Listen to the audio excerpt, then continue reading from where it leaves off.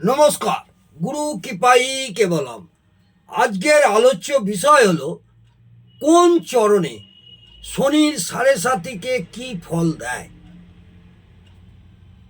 যে শনি সাড়ে সাতিক চলে সেই শনি সাড়ে সাতিকে কোন চরণে কি ফল দেয়।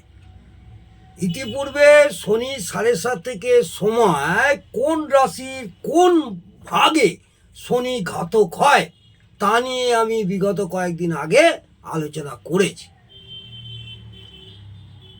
শনি সাড়ে সাতিকের সময় কোন রাশির কোন ভাগে শনি ঘাতক হয় তা নিয়ে আলোচনা করেছি বিগত কয়েকদিন আগে।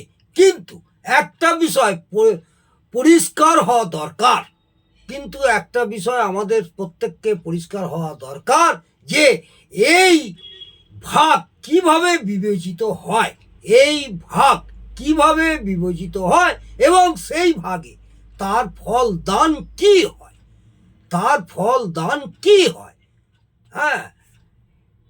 যে রাশির যে সময়টা ঘাতক বলে বিবেচিত হয়েছে সেই সময়টা জাতকের কেমন যাবে তারই আলোচনা আমি করছি।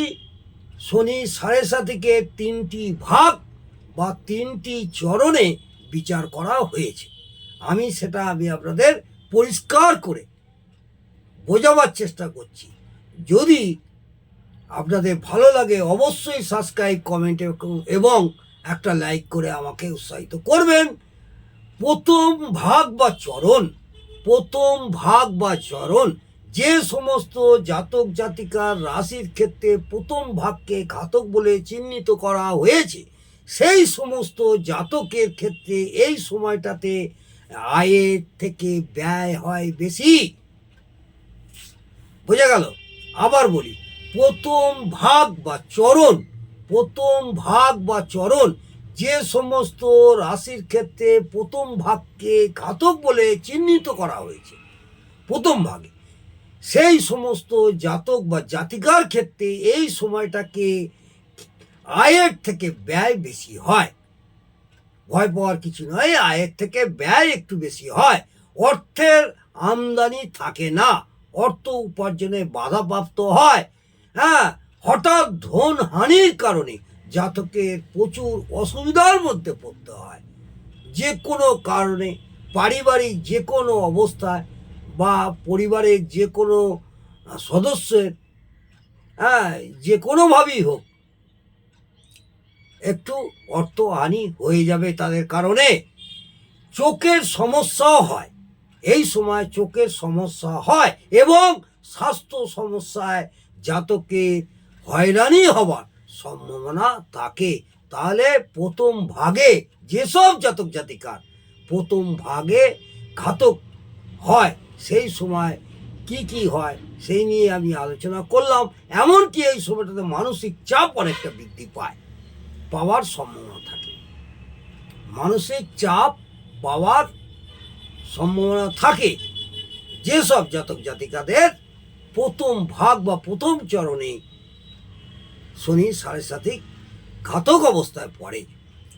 শনির অশুভ হওয়ার লক্ষণ, শনি অশুভ হয়েছে কিনা তার লক্ষণ হচ্ছে শনি অশুভ হলে বাড়ি ভেঙে পড়ে যায় বা বাড়ির কোনো জায়গায় প্লাস্টার খসে যায় বা যে কোনোভাবে যে বাড়ির একটা ক্ষয়ক্ষতি দেখবেন, বাড়ির মধ্যে একটা ক্ষয়ক্ষতির চিহ্ন আপনাদের সংকেত দেবে। শরীরের চুল পড়তে থাকে, মাথার চুল অকারণেই পড়তে থাকে, বিশেষ করে চোখের চুল পড়ে যায়, চোখের ভুরুর চুল পড়ে যায়। বাড়িতে যদি গরু মোষ থাকে বা কুকুরও থাকে মরে যাওয়ার সম্ভাবনা থাকে এবং যে কোনো কারণে একটু আগুনও লেগে যায়, গ্যাসে আগুন বলুন বা কোনো কারণে ধপ করে রান্না করতে গিয়ে একটু গ্যাসের মধ্যে একটু আগুন লেগে গেল বা যে কোনো কারণেই হোক, এই শনির অশুভ হবার লক্ষণ নিয়ে আলোচনা করলাম। নমস্কার, জয় মা তারা, ভালো থাকুন, সুস্থ থাকুন, আনন্দ থাকুন। আজকে এই পর্যন্ত। আপনাদের কোন চরণে শনি সাড়ে সাতিকে কী ফল হয় সেই নিয়ে বিস্তারিত আলোচনা করলাম। জয় মা তারা।